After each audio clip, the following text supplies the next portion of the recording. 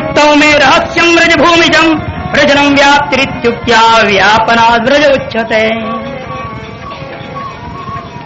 भगवान व्रज, व्रज मने गए, भगवान अपने धाम चले गए। व्रज, व्रज गतो है, व्याकरण है, व्याकरण जो पढ़े जानते, व्रज गतो, व्रज मने जाना, चले गए, अपने धाम गए। तात्पर्य क्या है? कहते हैं यहाँ व्रजनम व्याप्ति ही, सर्वत्र व्याप्त हो गए। सर्वत्र व्याप्त होने का नाम यहाँ पर व्रजनम, व्रजनम व्याप्ति ही इत्युक्त्या व्यापनाद् व्रज उच्यते। वो सर्वत्र व्यापक होने के नाते उस परमात्मा का एक नाम ही व्रज है। आत्मा तु राधिका तस्य तयैव रमणादसौ आत्मा रामतया प्राज्ञैः प्रोच्यते गूढ़वे। राधिका है, राधा ही आत्मा है। पहले भी हमने कहा था शुरू में, राधा आह्लादिनी शक्ति है। तयैव रमणादसौ, उस आह्लादिनी शक्ति के द्वारा ही सभी को आनंद देने के लिए भगवान लीलाओं को किया था। आत्मा रामतया प्राज्ञ रोचते गूढ़वेदी भी, रहस्य को जानने वाले महान विद्वान लोग ऐसा कथन करते हैं। यमुना और कृष्ण पत्नियों ने आपस में चर्चा किया और उद्धव का संकीर्तनोत्सव आरंभ होता है और उद्धव ने कलियुग का आरंभ को देखते हुए संकीर्तनोत्सव आरंभ किया और उस संकीर्तनोत्सव में महात्म्य का कथन करता हुआ श्रोता और वक्ता का भी महिमा गाते। श्रीमद् भागवतम शास्त्रम यत्र भागवतैर्यदा कीर्त्यते श्रूयते चापि श्री कृष्णस्तत्र निश्चितम। जहाँ पर भगवान के भक्त लोग इकट्ठा होकर के भागवत कथा को सुनते हैं और सुनाते हैं और साक्षात श्री कृष्ण ही सभी के अंदर विराजमान होकर के सुनाते हैं और सुनते रहते हैं। इस प्रकार से इस भागवत की महिमा गाते हुए कहते जा रहे हैं। भागवत के स्वरूप, प्रमाण, श्रोता वक्ता का लक्षण, श्रवण का विधि वगैरह खत्म करते हुए अंत में कह रहे हैं श्री कृष्ण प्राप्ति करम शाश्वत प्रेमानंद फलप्रदम श्रीमद्भागवतम शास्त्रम कलौकीरेण भाषितम कलौकीरेण भाषितम कलौकीरेण भाषितम। इस कलयुग के आदि काल में कीर मने सुखदेव महाराज जी के द्वारा गाया हुआ यह महान शास्त्र श्रीमद् भागवत शास्त्र जो कि प्रेम और आनंद रूपी फल को प्रदान करने वाला है, ऐसे वह श्री कृष्ण को प्राप्ति कराने वाला इस श्रीमद् भागवत कथा को यही संपूर्ण करते हैं। इस प्रकार से स्कंद महापुराण में भी इसकी महिमा गाई गई है। इसलिए उत्तर महिमा 6 अध्याय, पद्म पुराण और आदि महात्म्य जो था वो पद्म पुराण का 6 अध्याय था। ये अंतिम जो महात्म्य वे स्कंद पुराण का 4 अध्याय है। बीच में 12 स्कंदों वाली जो आपने भागवत कथा सुनी है या भी इससे साथ, हाँ कल की बताऊंगा, इसके साथ भागवत कथा यही पर परिपूर्णतया स्वामी भगवान हम सभी के जो आराध्य देव इष्ट श्री कृष्ण में ही परिपूर्णतया अर्पित हो जाता है। निर्विघ्नता पूर्वक यह कार्यक्रम तो भागवत कथा को परिपूर्ण किया है और भगवान की असीम कृपा के लिए उनके लिए चरणों में हम सब बार बार वंदना करें, बार बार वंदना करेंगे। और साथ साथ याद रखिए कल के कार्यक्रम के बारे में थोड़ा ध्यान देना, सभी लोग अपने इष्ट मित्र सभी को सूचना देना है और भी जो आज तक आए नहीं आए कम से कम भंडारा खाने के लिए तो जरूर आना है। कल का कार्यक्रम इस प्रकार से है, 6 बजे से सुबह 11 बजे तक हवन होगा, यहाँ भागवत यज्ञ होगा। उसके बाद 11 बजे से 1 बजे तक संत महात्मा उनका प्रवचन होगा। 1 बजे से 1:30 बजे अंतिम आहुतियां पड़ेंगे, पूर्ण आहुति होगी। उसके बाद करीब 1:30 बजे से भंडारा आरंभ होगा और जब तक आप लोग सब जीवेंगे नहीं तब तक चलते रहेगा, चाहे दिन रात हो जाए। तो इसलिए सुबह 6 बजे तक जो आ जाए वह हवन में भी भाग ले सकते हैं और नहीं तो कम से कम 11 बजे आ जाओ। अभी आपने सुना था शाम तुम्हें मिलने का एक ही रास्ता है, सत्संग। 11 से 1 बजे सत्संग के माध्यम से शाम से मिलन हो जाए। और वो भी नहीं है तो भागवत प्रसाद भंडारा खाने के लिए कम से कम आ जाओ। हम उसमें कृष्णार्पणमस्तु बोल के तुलसी दल डाल देंगे तो कृष्णमय तुम आए नहीं, सत्संग सुने नहीं, किंतु वो जो पूरी खीर पकौड़ा जो भी बने वो खाओगे, वो कृष्ण बन के अंदर घुसेगा और वो कृष्ण अंदर जाके आपका कल्याण करेगा। इसलिए जरूर भंडारा खाने आना, और कुछ करो न करो कोई बात नहीं। इसलिए 1:30 बजे भूलो मत, और बाकी सब भूल जाए, 1:30 बजे भूलना नहीं। कल 1:30 बजे जरूर भंडारे में उपस्थित होना है। और अच्छा होगा 11 बजे आ जाओ सत्संग को, उससे और अच्छा होगा यदि हवन में भी शामिल हो जाओ 6 बजे। 11 बजे तक जोर दिया। हाँ महाराज जी कह रहे 11 बजे जरूर आना, 6 बजे ना हो ना हो कोई बात नहीं, और 1:30 बजे चले जाओ कोई बात नहीं, लेकिन 11 से एक सत्संग जरूर करना। ये महाराज जी का अभिप्राय है। तो खैर इस तरह से भागवत कथा आपका समाप्त होता है। इसके पश्चात 6 बजे तक कुछ विचार प्रकट करना है। आपने भागवत सुना, लेकिन आप अपने साथ एक गांठ बांध के जाओ। 2 बात अपने जीवन में उतारना है। ये 2 बातों को सुनना और अपने दिमाग में, अपने दिल में, कहीं दिमाग से उड़ जाए, ये भी हो सकता है दिमाग से उड़ जाता है बात, लेकिन दिल में जो बस गया सो सदा के लिए बस जाता है। इसलिए 2 बात को अपने दिल में बसा के जाना है। कौन से 2 बातें सुनिए? 2 बातों को भूल मत, जो चाहत कल्याण, नारायण कमोद को श्री भगवान। सुने, समझ में आई बात कुछ? 2 बातन को भूल मत, 2 बात को तुम मत भूलो। जो चाहत कल्याण, यदि अपने कल्याण को चाहते हो तो भूलो मत, कल्याण नहीं चाहते हो तो भूल जाओ, कोई बात नहीं। यदि अपने कल्याण चाहते हो तो 2 बात को नहीं भूलना। नारायणी को मौत को, हे नारायण, आप सब नारायण रूप है, आप सब नारायणों से निवेदन हो रहा है यहाँ पर। एक वह है कि तुम मौत को मत भूलो। हर क्षण ये ध्यान रखना, मेरी मौत अगली क्षण हो सकती है, पता नहीं। मौत का ध्यान हमेशा रखना चाहिए। और दूजा श्री भगवान, दूसरा भगवान को कभी मत भूलो। जो कुछ भी होता है वह भगवान की कृपा से हो रहा है। हम जीवित हैं तो भगवान की कृपा से, हम खाते हैं तो भगवान की कृपा से, बोलते हैं तो भगवान की कृपा से, सुनते हैं तो भगवान की कृपा से। इसलिए भगवान को कभी नहीं भूलना। 2 बात को बांध के जाना दिल में कि इन 2 बातों को मत बोलो। सदा सदा भगवान का याद रखना। क्यों? इसलिए कि सदा सदा आपको मौत भी साथ में याद रहे कि पता नहीं कब मर जाऊंगा। ये नहीं सोचना कि आगे कर दो, बुढ़ापे में भजन करूंगा। तो बच्चा हो, कदे कॉलेज पढ़ने दो, कॉलेज के बाद देखेंगे। कॉलेज हो गया तो शादी के बाद देखेंगे, शादी हुआ तो बच्चे के बाद देखेंगे, बच्चों की शादी हो तो बुढ़ापा में देखेंगे।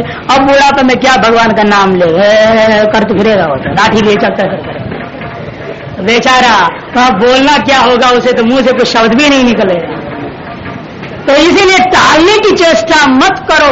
मौत किसी भी क्षण आ सकती है, यह भावना को दृढ़ निश्चय अपने दिल में बांध लेना और भगवान का नाम स्मरण सदा करते रहना। 2 बातन को भूल मत, जो चाहत कल्याण, नारायण को मौत को दूजा श्री भगवान।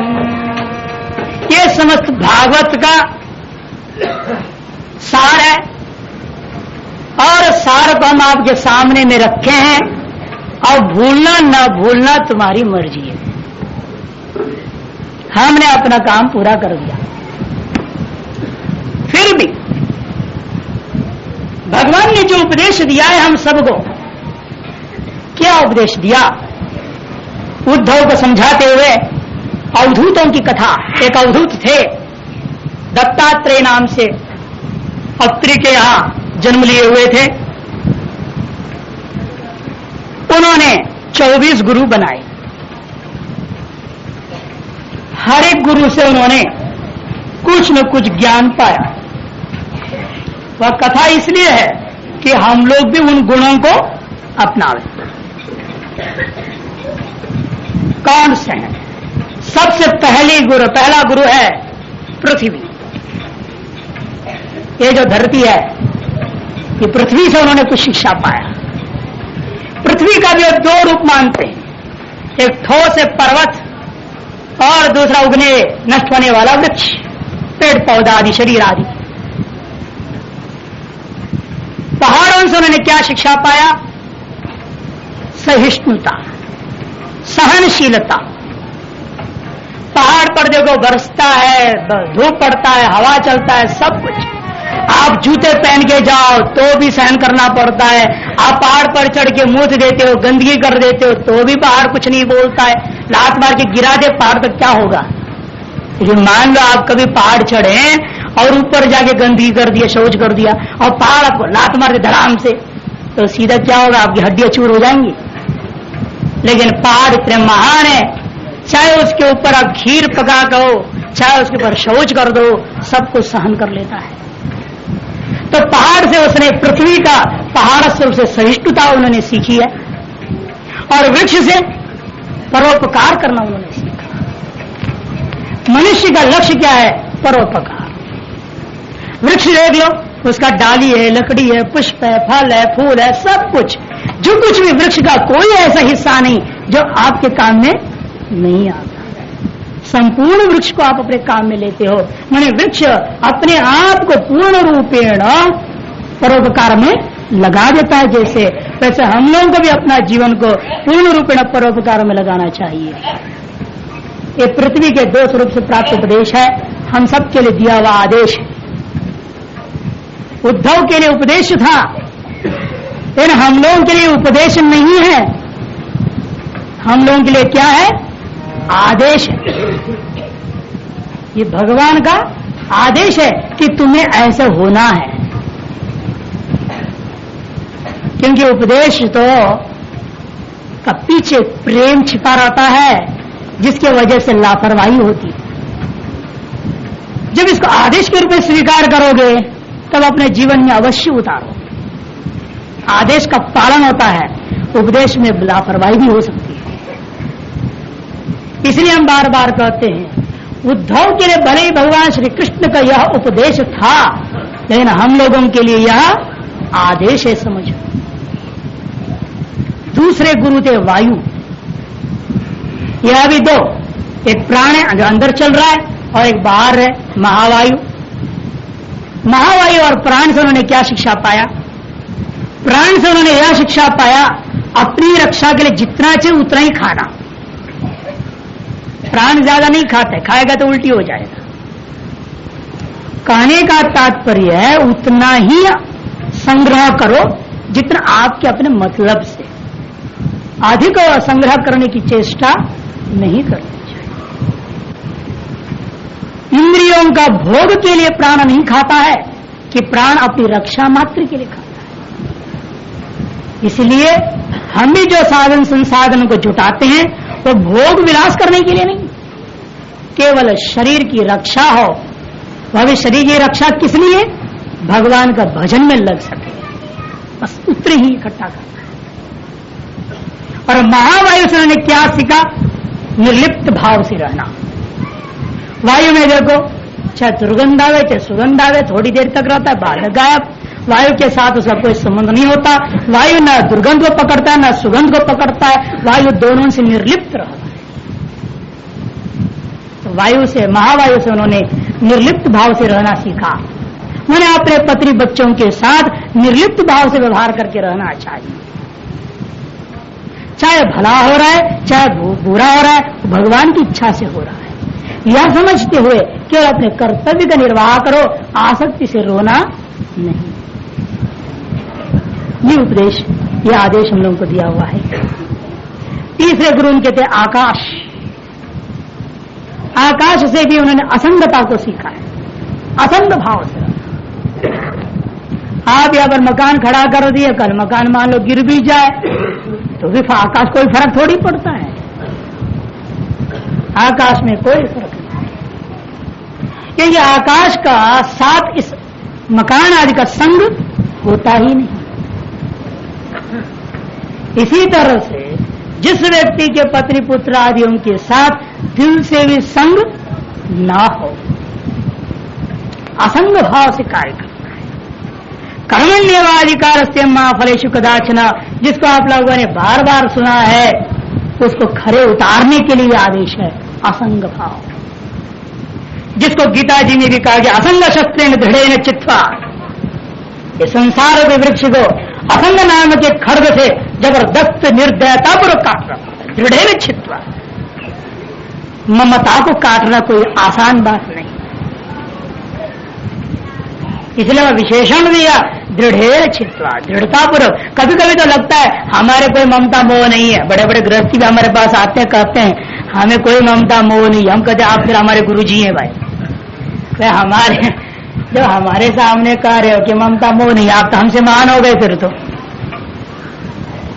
हम ही ठेका लेके नहीं बोल सकते हैं कि हमारे अंदर कोई ममता मोह नहीं है। तुम बोल रहे हो, फिर तुम महान हो ना हमसे। एक बार एक वेश्या थी, एक महात्मा जी गंगा जी जाते थे, नहाने आते थे, रास्ते में वेश्या मिलती थी रोज। महात्मा से पूछते, महाराज जी आप संत है ना, हमारे यहाँ जिस दिन आप समझेंगे अपने आप को संत, उस दिन हमारे यहाँ भिक्षा के लिए आइए। क्या आप साधु है ना, आप साधु है या नहीं? महात्मा चक्कर में पड़ा, कैसे कहूं कि मैं साधु हूं, कहूं तो खतरा, न हूं कहूं तो खतरा, हूं कहा दूं, और मान लो कल कोई मामला बिगड़ जाए तो, ना कहूं तो भी मुश्किल, फिर कहेगी वस्त्र क्यों पहने, उतार संन्यास वस्त्र क्यों पहन रहे, तो इसलिए मौन रहते थे, जवाब नहीं देते। दिन बीते 1, 2, 3 ऐसे 7, 2 साल, 4 साल, 10 साल, 20 साल, 50 साल बीत गया। साधु बन गए एकदम बूढ़े, और वो साधु बाबा मरणशैया में पड़ गए। जब मरणशैया में पड़े थे, उनके जो भगत जगत थे ना, सेवक गण, वो सब इकट्ठा हुए, भाई गुरुजी का शरीर शांत हो रहा है, तो गुरुजी ने कहा वेश्या को बुलाओ। ऐसे समय में गुरु कहे वेश्या को बुलाओ, कई भगतों के दिमाग में तो गड़बड़ा गया मामला, ये कहा हमारे गुरुजी हैं, इस समय में बोल रहे वेश्या को बुलाओ। खैर कुछ श्रद्धावान भक्त थे, उन्होंने उस वेश्या को बुला के ले आए। वेश्या जब सामने खड़ी हुई तो देख करके साधु बाबा कहते हैं, देखो आज मैं तुम्हारा सामने बात कह दे रहा हूं कि मैं क्या साधु हूं,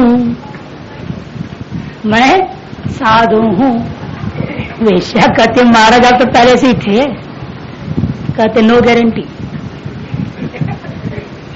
पहले से हम वस्त्र पहने हुए थे ये तो बात पक्का है, लेकिन मैं भीतर से ठोस साधु था ये तो नो गारंटी।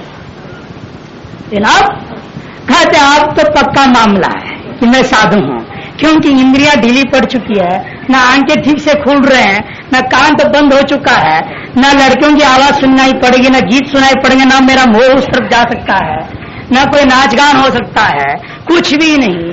अब गारंटी है कि मैं साधु हूं।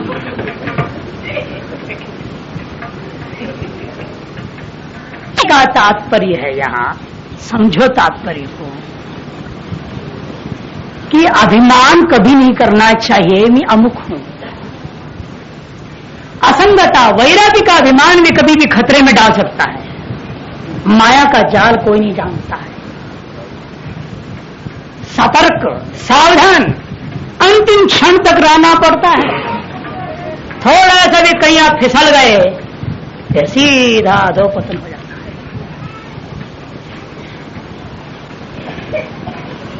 से उन्होंने असंगता को सीखा। 5वां गुरु है जल। जल से उन्होंने क्या सीखा? शुद्ध होना, शुद्ध रहना। जितना भी मटमैला हो जाए जल रख दो घड़े में, धीरे धीरे धीरे सारा गंदगी बैठ जाता है, जल शुद्ध ही रहता है। सदा कोशिश करो, शुद्ध रहने का कोशिश करो। पांचवा गुरु अग्नि है, समस्त चीज को भक्षण करता है, गुण दोष को देखता नहीं।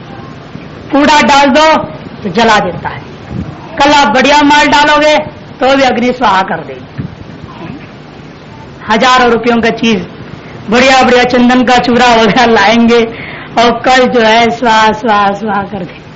वो अग्नि के अंदर कोई दया नहीं है, वो कहता है चंदन हो तो कुछ भी हो, हम तो स्वाहा करेंगे। गुण दोष को देखता नहीं, सबको पवित्र बना देता है, सबको एक रूप दे देता है, सबको राख बना देता है। अंतिम स्वरूप क्या बात है? सबको राख बना देता है।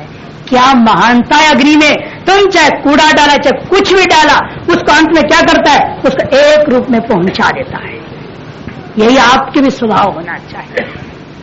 इन सभी में रहने वाले गुण दोष को त्याग दो, उन पर ध्यान मत दो, और इन सब में एक रूप में विद्यमान उस सच्चिदानंद भगवान को देखो। शुद्ध भाव, ये अग्नि से उन्होंने सीखा गुण दोष का ग्रहण नहीं करना, किंतु सभी में एकात्म भाव दृष्टि रखना। कबूतर 8वां गुरु है। पांचवा इतना अग्नि हुआ, फिर चंद्रमा आ गया छठा। चंद्रमा क्रम से जाना है, पृथ्वी वायु आकाश जल अग्नि और चंद्रमा। छठा गुरु है चंद्रमा। चंद्रमा से आप क्या सीखेंगे? यह निश्चय कर लो, चंद्रमा के जो रूप आप देख रहे हो क्या होता है? बढ़ता है, घटता है। चंद्रमा का शरीर विनाशी है, लेकिन चंद्रमा अविनाशी है। इसलिए तो अमावस्या में दोबारा दिखाई पड़ता है। यदि खत्म ही हो जाता चंद्रमा तो दोबारा कहां से शुक्ल पक्ष आएगा? चंद्रमा दोबारा आज दिख रहा है। इसका मतलब चंद्रमा अविनाशी है और उसका शरीर जो हम देखते छोटा बड़ा होकर नष्ट होना, ये विनाशी है। कहने का तात्पर्य हमेशा ध्यान रखो, यह शरीर विनाशी है, इस शरीर में रहने वाला जो मैं आत्मा वो अविनाशी है। ये चंद्रमा से उसने शिक्षा पाया। उसके बाद सूर्य से शिक्षा पाई। सूर्य एक होने पर भी उपाधियों के कारण से अनेक रूप से दिखता है। विभिन्न प्रकार के जल ले लो, विभिन्न प्रकार के उपाधियों में अलग अलग रंग का प्रतिबिंब हो जाता है सूर्य। जल यदि लाल रंग का तो उसमें सूर्य लाल लाल दिखेगा, नीला रंग का तो उसमें नीला नीला सूर्य दिखेगा, सफेद नहीं दिखेगा। जैसा उपाधि है वैसा दिखता है सूर्य, लेकिन सूर्य है एक। उसी प्रकार से ये सब शरीर जो बैठे हुए हैं, ये सारे शरीर अनेक है, उपाधियां हैं, इन सभी में रहने वाला आत्मा एक है। ये शिक्षा सूर्य से पाया और हम लोगों को ऐसे भावना करने का आदेश दिया। 8वां आता है कबूतर। किसी से भी ज्यादा प्यार करना उचित नहीं है। आसक्ति दुख का कारण है। एक कबूतर था, उसने कबूतरनी से प्रेम किया और कबूतरी से उसने बच्चा पैदा किया। बच्चे को उनका तोतली भाषा जो होता है ना, होता है, आसक्ति हो जाती है। क्या करें? छोटा सा नन्ना सा मुन्ना सा बच्चा आपका, चाहे बेटा है पोता है कोई है, वो ऐसा बोलता है। आप लोग क्या बोलेंगे? माता जी बोलेंगे बिस्कुट मांग रहा है, पिताजी कहेंगे नहीं ये खिलौना मांग रहा है। उसने तो उसने तो कुछ बोला ही नहीं बेचारे ने, और आप उसके अनुमान जबरदस्ती लगाए जाते हो, वो दूध मांग रहा है कि खिलौना मांग रहा है कि। ये आसक्ति के कारण से, मोह के कारण से ये आसक्ति हो जाती है। यहां पर भगवान कहते हैं कबूतर के दृष्टांत से, वो आसक्ति का अंत में क्या हुआ उसका। एक बार कबूतर कबूतरी दोनों बाहर गए हुए थे अनाज लाने के लिए, अपना भोजन लाने के लिए। इधर एक बहेलिया आया और जाल बिछा दिया, तो उस बच्चों ने जो क्या किया, दाने के चक्कर में फंस गए। फिर जब दोनों आ गए, कबूतरी पहले बच्चों का मोह होकर वैसे आसक्ति से रो रो करके वो भी उसी जाल में फंस गया। अब पत्री का वियोग, जैसे पत्री का प्रेम, वह आसक्ति ने उस कबूतर को भी रुलाया और अंत में कबूतर भी वह वियोग को सहन नहीं कर पाया, वो भी जाल में गिर गया। जो आसक्ति करेगा वह संसार जाल में गिरेगा। ये यहां शिक्षा दे रहे हैं। इसलिए आसक्ति मत करो। बार बार हमने पहले भी कह चुका हूं, कर्तव्य निभाना अलग चीज है, आसक्ति पूर्वक वही काम करना अलग चीज है। माँ अपने बच्चे को दूध पिला रही है, लेकिन पिलाते वक्त क्या अपने कर्तव्य समझ के पिला रही है या पुत्र मोह के वजह से पिला रही है? पिलाना दोनों में, चाहे तुम मोह पूर्वक पिलाओ चाहे कर्तव्य समझ के पिलाओ, लेकिन फल में बहुत अंतर है। पिलाना रूपा कार्य एक हो रहा है, लेकिन अंदर की भावना से फल अलग हो गया। मोह की भावना से करोगे तो संसार मिलेगा, कर्तव्य की भावना से करोगे तो कल्याण हो जाएगा। यह उसके बाद उन्होंने अजगर को देखा। अजगर सांप होता है। आप लोग मकान का निर्माण कर रहे हैं, यहाँ तो शायद कोई परेशानी नहीं होगी।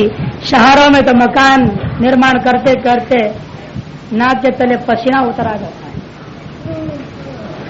कभी तो आएंगे वो प्राधिकरण वाले, कभी तो आएंगे प्लानिंग वाले, कभी तो आएंगे कौन, कभी कौन, घूस खाते रहते हैं और कहेंगे यहाँ पर 6 इंच बढ़ गया, कोई बोलेगा इधर ये टेढ़ा हो गया बोलेगा, और मकान बनाते बनाते हालत खराब हो जाए।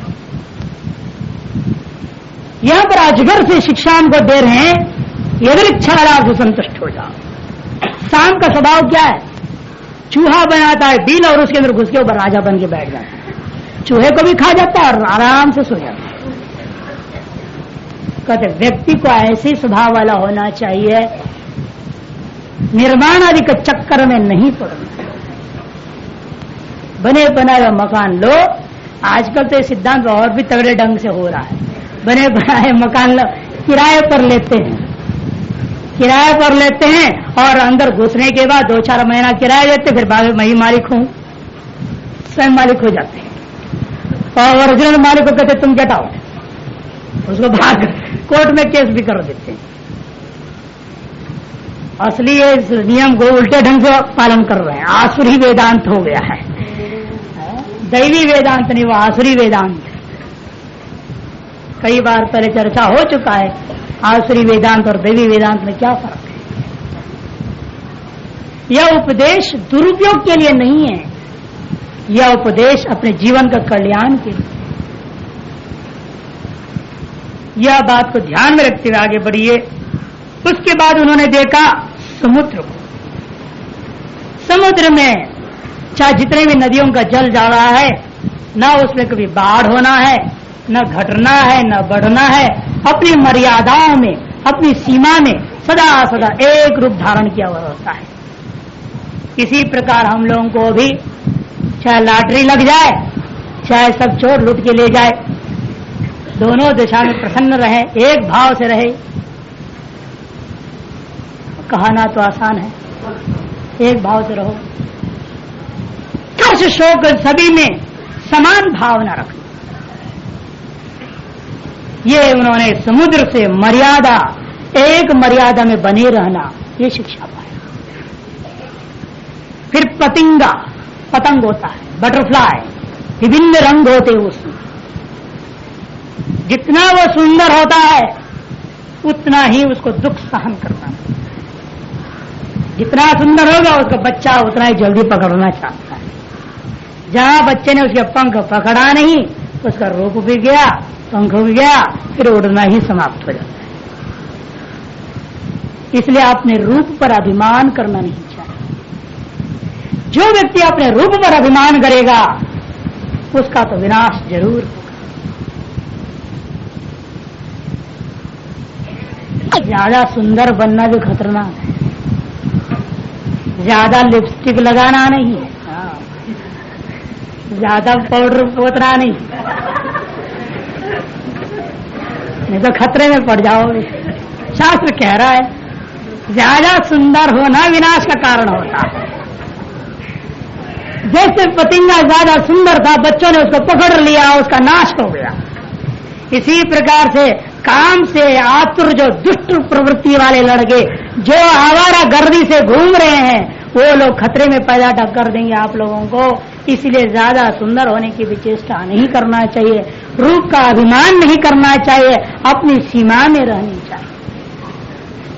ये शिक्षा इन्होंने पतंगे के द्वारा दृष्टांत, तो जब मधुमक्खी के द्वारा दृष्टांत दे, निष्काम भाव से कर्मयोग करो। मधुमक्खी करता क्या है, देखिए दिन रात लगा हुआ है, विभिन्न पुष्पों से रस को लाता है और आपको शहद बना करके दे देता है। मधुमक्खी सभी से सार को ग्रहण करता है, पुष्प का सार ग्रहण करता है। तुम भी यही काम करो, सभी शास्त्रों के सार को ग्रहण करो। ये सारे शास्त्र पढ़ना संभव नहीं है, और शास्त्रों का सार आपको अभी सुना दिया था। दो बात न भूलो मत, दो बात नहीं भूलना, एक मरना और एक भगवान का। सब शास्त्रों के सार है।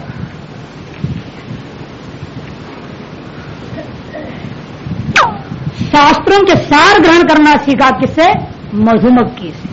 जैसे समस्त पुष्पों के सार को लेता है, वैसे शास्त्रों का सार ग्रहण करना। हाथी को देखा, ये स्पर्श भी बहुत खतरनाक होता है। एक बार एक महात्मा ने देखा, नाम भी ले सकता हूं, ऐसी कोई बात है, बड़े विलक्षण बड़े महाराज जी उनको कहा जाता था, विष्णु देवानंद गिरी जी महाराज करके कैलाश के महामंडलेश्वर हुए, आया कैलाश आश्रम ऋषिकेश से। उन्होंने क्या देखा, एक दूसरे महात्मा को देखा, क्या करते हुए देखा। दूसरे महात्मा भी मंडलेश्वर थे, ये रिटायर्ड मंडलेश्वर थे और वो वर्तमान गद्दीधारी थे। वो देवियां आ रही थी, प्रणाम करके जा रही थी, देवियों पर सर पर हाथ रख करके फिर पीठ पे हाथ ही फेर देते थे, आशीर्वाद देते थे बेचारे। तो उन्होंने बुलाया और डांटा, क्या कर रहे हो, नहीं पढ़ोगे भागवत। हाथी ने हथनी का स्पर्श किया, हाथी ने हथनी का परस्पर स्पर्श किया। स्पर्श करने के मात्र से उसकी काम वासना जग गया। जगने से क्या हो गया कि वह उस हथनी का बंधन में फंस गया और भोग विलास करता हुआ बाल बच्चा पैदा कर जगत के अंदर ही रह गया। हाथी से उसने यह शिक्षा पाया, स्पर्श का भी अभिमान नहीं करना चाहिए। रूपाभिमान को त्यागो, स्पर्शाभिमान को त्यागो, समस्त अभिमान को त्यागनी चाहिए। एक एक से आ रहे हैं, देखिए स्पर्शाभिमान के लिए हाथी बंधन प्राप्त होता है। स्पर्श का अभिमान करोगे तो बहुत अच्छा लग रहा है, स्पर्श तो स्पर्श करो, खतरे में पड़ोगे किसी भी चीज का। ये तो हाथी और हथनी का दृष्टांत है, और उधर भी एक पुरुष का स्त्री का दृष्टांत था। वैसे किसी भी वस्तु को आप स्पर्श करेंगे, आपको अच्छा लगेगा, तो फिर सब काम बिगड़ जाएगा। जहां आपको अच्छा लगा तो काम बिगड़ेगा। जैसे कोई सेव आप खरीदने जाते हो, सेव पकड़ लिया, अच्छा लगा, आप बोला रहा है 4 रुपया और आपके पास है 2 रुपया, अब दोनों लड़ाई करो, तो नहीं पे घटा, हमको 2, आखिर में इसको अच्छा लग गया है ना। समस्या है कि अच्छा लग गया, इसलिए उस विक्रेता के साथ हम भिड़ जाते हैं, सस्ता करने की कोशिश करते हैं, किसी तरह से अपने जेब में जितना पैसा उतने पैसे से उसको लेके, नहीं तो क्या करेंगे, उसको इधर उधर भरा करके इसको उठा करके हाथ में डाल, चोरी करेंगे, पाप हो जाता है। अच्छा रहे थे प्रतिदिन रात्रि क्या होता था, तमाशा, बड़ा सुंदर तमाशा होता था। सिनेमा के तर्ज में भजन गा के नाचते थे। बताओ, सिनेमा के तर्ज के बिना तेरे अंदर भाव जग नहीं सकती है। खराब है। शब्दाभिमान का दृष्टांत है। सुंदर बांसुरी बजाया, हरिण जो है दौड़े दौड़े बांसुरी की आवाज के चक्कर में आती है और बैल अपने जाल में उसको फंसा। उसी प्रकार यदि तुम भी कोई सुंदर ढंग से गीत गा रही है उसका पीछे भागोगे, या कोई सुंदर ढंग से गीत गा रहा है उसका पीछे तू भागेगी तो जरूर फंस जाएगी। इसलिए कहते शब्द अभिमान नहीं करना चाहिए, भगवान नाम से अतिरिक्त सुनना नहीं चाहिए, भगवान के नाम से तो दूसरा सुनना नहीं चाहिए। संसार के बातों को सुनोगे तो संसार का विचार प्रकट होगा और संसार के विचारों की वजह से संसार संबंधी वासनाएं पनपेंगे और उन वासनाओं के चक्कर में संसार की ही प्राप्ति हो। इसलिए कोशिश यही करो श्रोत्र इंद्र के द्वारा कम से कम संसार की बात सुने और भगवान नाम भगवत चरित्र। इसलिए जो है चाहे जैसा भी है वो टीवी है फिर भी थोड़ा अच्छा काम भी कर रहे हैं, कृष्णा सीरियल दे रहे हैं तो अच्छे अच्छे 2-4 सीरियल भी दे देते हैं, लेकिन कौन उसको देखे बूढ़ा बूढ़ी के सिवाय नौजवानों को तो अच्छा लगता ही नहीं। तो खैर यह अभिप्राय इतना ही है कि आप कोशिश ये करें सुने उन्हीं चीजों को जो आपके कल्याण प्रदान करने वाला, ये इसका अभिप्राय। 16वां गुरु उनका मीन था मछली। मछली से उन्होंने क्या सीखा? रसास्वादन नहीं रखना चाहिए, रसनेन्द्रिय कंट्रोल में रखना चाहिए, नहीं तो बीमारियां तो मिल ही रहे हैं, डायबिटीज ब्लड प्रेशर वगैरह प्रत्यक्ष फल तो मिल रहा है उटपटांग माल मसाला खाने का। नतीजा क्या होता है बाद में? ब्लड प्रेशर हो गया, डायबिटीज हो गया, अमुक हो गया। ये जवानी में ज्यादा उटपटांग खाया ना, उसी का रिजल्ट है। प्रत्यक्ष फल तो मिलता ही है, लेकिन रसनेन्द्रिय का आस्वादन करने से मृत्यु कैसे होती? मछली ने क्या किया? अपने जबान के चक्कर में उस मछली पकड़ने वाले मछुआर ने फेंका दाना को खाने के चक्कर में फंस जाओ और अपने जान को खो लेती। आप भी समझ लो, रसास्वादन मन में रखोगे, ये इंद्रिया रसनेन्द्रिय भी चकोर हो जाए, चाटुता उसको पसंद आने लग जाए, जैसे खाद डालोगे वैसे तो अनाज उगेगा कि नहीं? अच्छा खाद दो तो अच्छा अनाज अंदर बनेगा। माने वीर्य स्त्री में जो रज पवित्र रहेगा, सताएगा नहीं वो। नहीं तो भाई भोग विलास में फंसोगे, ज्यादा खट्टा मिट्टा उल्टा सीधा रजोगुनी तमोगुनी भोजन खाओगे, मिर्च मसाला प्याज लहसुन खटन सटन, तो क्या होगा? काम वासने ज्यादा होंगे और पत्नी को भी ज्यादा परेशान करना पड़ेगा। तो इसीलिए कहने का तात्पर्य सात्विक भोजन किया। इस रसनेन्द्रिय का चक्कर में चाट चकोर मत बनो, ये यहां पर उपदेश देना चाहते हैं। रसनेन्द्रिय पर कंट्रोल रखो। मछली रसनेन्द्रिय पर कंट्रोल रखा नहीं, उसका सफाया हो गया, मर गया बेचारा। उसी प्रकार से आप भी अपने रसनेन्द्रिय पर कंट्रोल नहीं रखेंगे, संसार के भोग विलास में फंस जाओगे, अपना कल्याण नहीं हो सकेगा।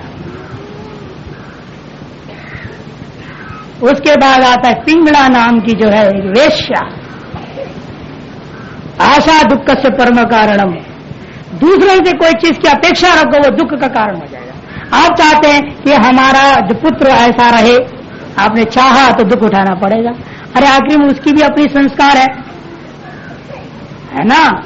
आप चाहेंगे वो यहां तक का शर्ट पहने, वो कहेंगे नहीं यहां तक का पहनूंगा, और शुरू हो गई ना दुख वहीं पर।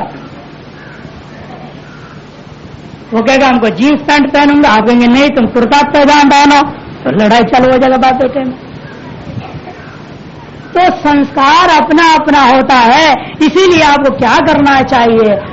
दूसरों से आशा मत करो कि मुझे कुछ सुख मिलेगा, पुत्र से भी आशा मत करो कि मुझे कुछ देगा, मुझे सुख देगा। ये भावना शुरू से ही त्याग दो। जैसे पिंगला का हालत हुआ, पिंगला नाम की वेश्या थी। उस वेश्या हम सभी के अंदर है पिंगला। वास्तव में सबका बुद्धि पिंगला हो चुकी है, लेकिन उस पिंगला को भी वैराग्य नहीं, वो इतना ही अंतर है। वेश्या उसी को कहते हैं ना जो अनेक वस्तुओं से संबंध करने वाली, अनेक पुरुषों से संबंध करने वाली। वैसे आप कहते हो एक बुद्धि भी क्या कर रही है, अनेक विषयों से संबंध कर रही है, परमात्मा को छोड़ दिया है। वेश्या वही है जो अपना पति को छोड़ करके दूसरे पुरुषों से संबंध करती है। इसलिए बुद्धि भी वेश्या के समान वेश्या है, क्योंकि अपना असली पति भगवान को छोड़ करके वह जगत के विषयों के साथ संबंध कर रही है। इसलिए बुद्धि रूपी पिंगला तभी भगवान कृष्ण की ओर उन्मुख हो सकती है। पिंगम माने पीतम पीतांबरम कृष्णम लाती पिंगला। ये बुद्धि रूपी वेश्या तब असली पिंगला होगी जब यह भगवान श्री कृष्ण को अपने वृत्तियों में लाने वाली होती है। पिंगम माने पीतम, पीतम का मतलब पीतांबरम श्री कृष्णम लाती इति पिंगला। जो अपने बुद्धि में भगवान श्री कृष्ण को ले आती है वो पिंगला हमारे लिए इष्ट है। यानी दूसरी पिंगला होती है जो अभी सभी के भीतर है, जो वो कैसी है, पीतम स्वर्णम धनम इत्यर्थ। पर पुरुष संबंधात लाती इति पिंगला। पर पुरुष को अपना शरीर को भी बेच करके धन को लाने वाली का नाम पिंगला है। मैंने वह बुद्धि जो अपना शरीर का भी परवाह न करता हुआ दूसरे विषयों के संबंध करते हुए विषय सुख की लालच में जो दौड़ रही है वह बुद्धि दुर्बुद्धि वो पिंगला है। पिंगला शब्द का दो अर्थ हो सकता है। दुष्ट बुद्धि का नाम भी पिंगला, सद्बुद्धि का भी नाम पिंगला। जो जगत की ओर दौड़ने वाली पिंगला दुष्ट बुद्धि पिंगला है, और भगवान के भजन में लगने वाली बुद्धि जो पिंगला वो सद्बुद्धि रूपा पिंगला है। उस दोनों वृत्तियों से हमें क्या शिक्षा लेना है? यही कि आशा मत करो। वो वेश्या क्या कर रही थी, स्थूल कथा में थोड़ी देर जाइए। वेश्या दिन भर देख रही थी कोई पुरुष आएगा, थक गई, शाम हो गया, कोई नहीं मिला। थोड़ा सा जूते का भी आवाज आ जाए दौड़े दौड़े दरवाजे पर आती थी, कोई आ गया। आधी रात हो गई, अब पुरुष का भी चहल पहल खत्म हो गया। कहीं पत्ता का आवाज भी आ गया, दौड़े दौड़े आती थी, कोई आ गया होगा। रात बीत गई, दूसरा दिन, तो इतना दुख हुआ। जिस समय शरीर पर अभिमान करके आज तक कमाई करती थी, धिक्कार इस शरीर को जो आज कोई पुरुष इसको देखते हुए भी नहीं चाहता है। जिस व्यक्ति को अपने शरीर से विवेक वैराग्य नहीं होता है उसके लिए लाखों उपदेश भी व्यर्थ होता है। ये पिंगला के जीवनी से पता लग रहा है उसको अपने शरीर से घृणा हो गया, वैराग्य हो गया। तब वह भगवान के चरणारविंदों में आती है और अपना कल्याण को प्राप्त करती है। कि पर पुरुष की प्राप्ति की आशा ही उसके लिए दुख का कारण बना और वह अंत में वैराग्य की ओर ले गया है। इसलिए हम लोग भी यदि आशा करें तो इसलिए ही आशा करो कि हमें वैराग्य हो जाए, नहीं तो केवल दुख दुख में ही फंसे रहोगे। कि पिंगला के द्वारा उन्होंने दत्तात्रेय भगवान ने ज्ञान प्राप्त किया कि भाई हम कहीं भी रहें, किसी भी प्रकार से रहें, किसी के साथ भी हमारा संबंध जिस किसी भी प्रकार से भी हो, लेकिन वहां से किसी चीज की प्राप्ति की आशा नहीं करनी चाहिए। उसके बाद 18वें गुरु है कुरर पक्षी। अपना करके पकड़े जिसके हो उसको त्यागे बिना त्याग करना सीखना, त्याग की शिक्षा कुरर पक्षी से। एक छोटा सा पक्षी होता है कुरर नाम का, वह मांस खंड को उठा के ले जाता है। वो छोटा होने के नाते बाज पक्षी, कौवा, सुबह बड़े बड़े जितने पक्षी सब उसके पीछे पड़ते हैं, उसको मारने लगते हैं। और उस समय उसकी मुक्ति होती है जिस समय वह उस टुकड़ा को मुंह से छोड़ देता है।